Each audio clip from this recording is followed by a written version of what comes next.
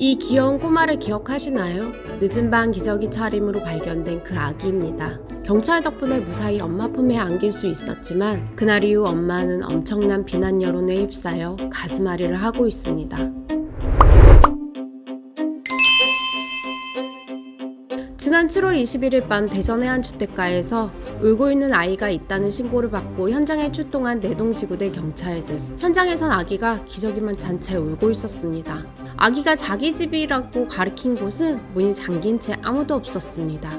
확인해보니 아기는 지문도 등록돼 있지 않았고요. 결국 경찰들은 주변에 있는 집을 하나씩 두드려가며 엄마를 찾기 시작합니다. 그렇게 이 집 저 집 두드려가며 한참을 찾아다녔지만 허탕입니다. 그때 다시 제자리로 돌아온 경찰 눈에 택배 박스 하나가 눈에 띄었습니다. 아기가 자기 집이라고 지목한 주택 앞 쓰레기 더미에 놓인 빈 택배 박스였습니다. 경찰은 택배 박스에 적힌 번호로 전화를 걸어봤습니다. 받는 이는 집주인.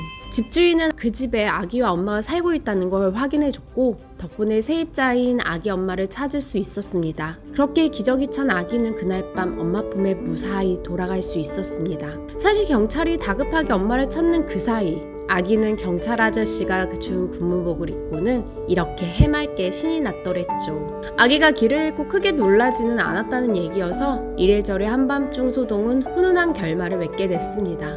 하지만 문제는 곧 다른 곳에서 터졌습니다. 사건이 언론에 보도되자 비난 여론이 쏟아진 겁니다.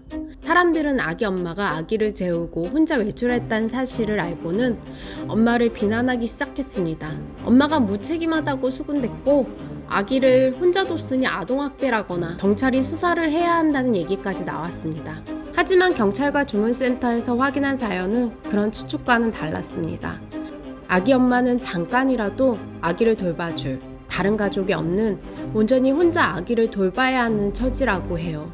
그런데 그날은 낮부터 심한 감기 몸살로 끙끙 앓았고 아기를 혼자 두고 병원에 갈 수가 없어서 참다가 아기가 잠든 사이 24시간 진료하는 병원을 찾아 나섰던 거였습니다.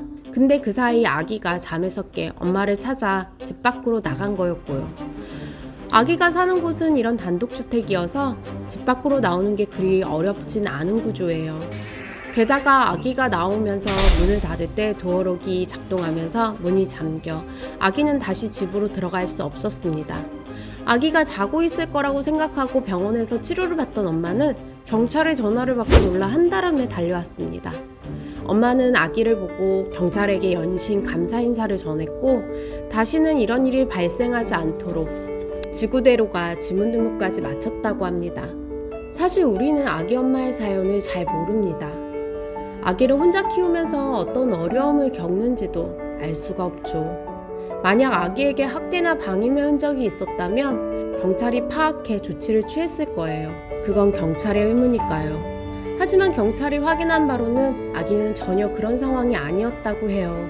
그러니까 지금 아기가 더 안전하기 위해 필요한 건 아기 엄마를 향한 비난이 아니라 도움의 손길 아닐까요? 구독하고 알림 설정해 주시면 혼신의 힘을 다해 엄마를 찾아준 내동지구대 경찰들처럼 우리 사는 세상을 보다 안전하게 만들어주는 작은 영웅들의 이야기를 전해드릴게요. 오늘도 영상 봐주셔서 감사합니다.